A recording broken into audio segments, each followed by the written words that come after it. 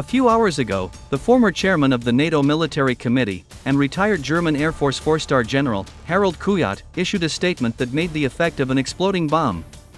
In particular, during an interview with German journalists, Harald Kujat bluntly stated that Ukraine had suffered a crushing defeat in the current war. According to him, the West has provided Ukraine with unprecedented military and economic assistance for 3 years, transferring hundreds of billions of euros to Kiev. In addition, hundreds of expensive military equipment, including fighter jets, were also transferred to Ukraine. At the same time, NATO countries continued to train Ukrainian soldiers and provide the Ukrainian army with intelligence data. A large number of NATO military advisors and mercenaries from almost all Western countries, including Latin America, were also sent to Ukraine. And despite all this, Ukraine has not only failed to inflict a strategic defeat on Russia, but even failed to weaken the Russian army.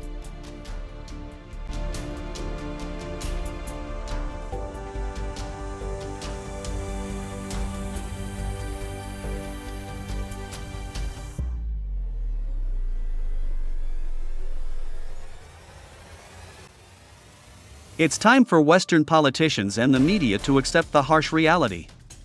Despite military and financial support from the United States and Europe, Ukraine has been unable to achieve military success on the battlefield. If the West continues to supply Kiev with weapons, while insisting that the Ukrainians keep fighting, in that case, it will only result in the complete destruction of Ukraine, retired German four-star general Harald Kujat said.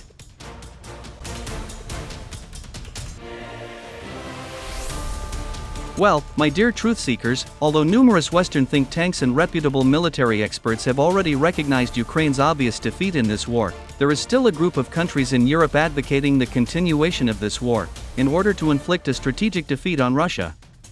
By the way, Britain and France preside over this group of countries. Currently, it is Paris and London that continue to be the main warmongers in Europe, insisting that Ukraine keep fighting, even though Ukraine has already lost over 1 million soldiers in vast territories, along with numerous cities and towns.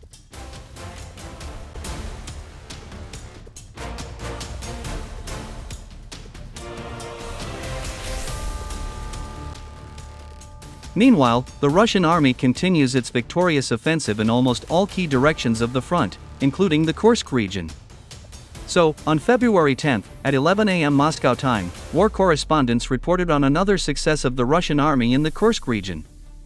According to them, the units of the groups of troops under the designation Sever have completely seized the initiative in the Sverdlikovo area. It is reported that over the past 24 hours, Russian troops have managed to advance 800 meters both in the Sverdlikovo itself and its vicinity. Currently, the Russian army controls 60% of this settlement's territory. At the same time, war correspondents confirmed that Russian Marines from the elite 155th Brigade of the Pacific Fleet had fully cleared Ulanka and Fanasyevka of Ukrainian nationalists, who had penetrated there during the so-called counterattack.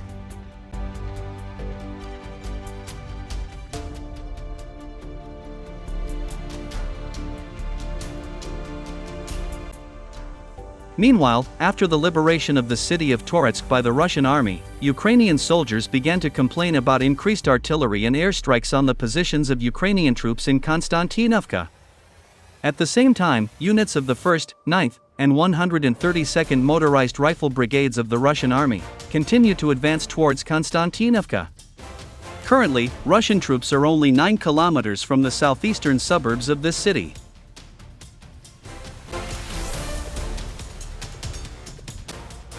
The situation of the Ukrainian army also continues to deteriorate rapidly in Pokrovsk direction of the front.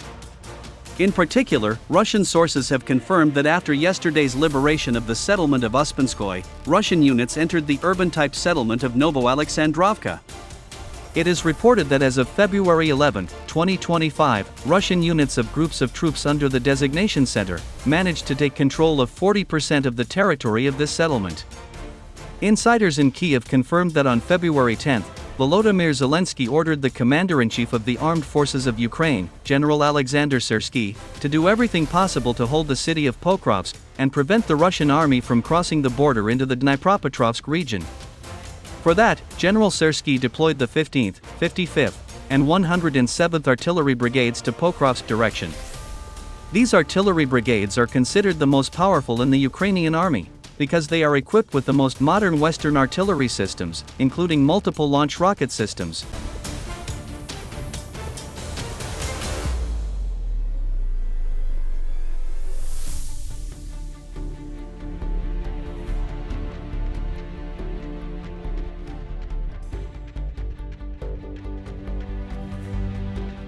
According to Zelensky, if the Ukrainian army stops the Russians in Pokrovsk direction and does not allow them to enter the Dnipropetrovsk region, it will force the Trump administration to start talking to Moscow from a position of strength. However, incoming information from the Zaporizhzhia direction of the front indicates that the Russian army is preparing to enter the Dnipropetrovsk region not only from the east, but also from the south. So, a few hours ago, the Ukrainian General Staff confirmed the abnormal activity of Russian troops in Zaporizhzhia direction of the front.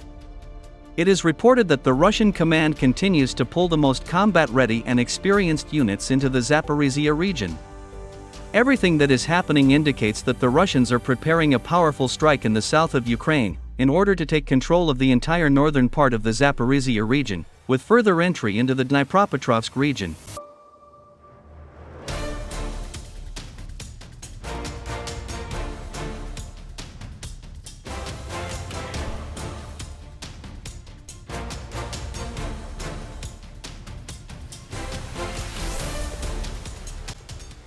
Earlier, Ukrainian Army Colonel Vladislav Seleznev stated that the Russians had concentrated a 120,000-strong army in the Zaporizhzhia region, and that this army is led by an experienced General Mikhail Teplinsky, whom even Russia's enemies consider an invincible military genius. Throughout his entire military career, this Russian general has not lost a single battle. Thanks to this, he won the respect even of his enemies. General Mikhail Teplinsky develops offensive operations very carefully, paying great attention to intelligence data. As a result, even during the offensive, his units suffer minimal losses in manpower and equipment. Military experts are confident that it is General Teplinsky who will lead the liberation operation of not only the Dnipropetrovsk region, but also of all key cities of the Nikolaev and Odessa regions.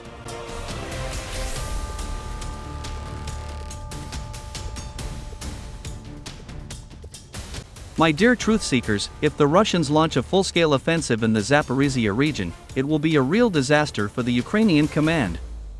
The fact is that the Ukrainian army will have to defend itself along the entire combat contact line. As a result, the Ukrainian generals will lose the opportunity to carry out maneuvers with reserves, which will inevitably lead to the final breakthrough of the front, and the mass flight of Ukrainian soldiers and officers.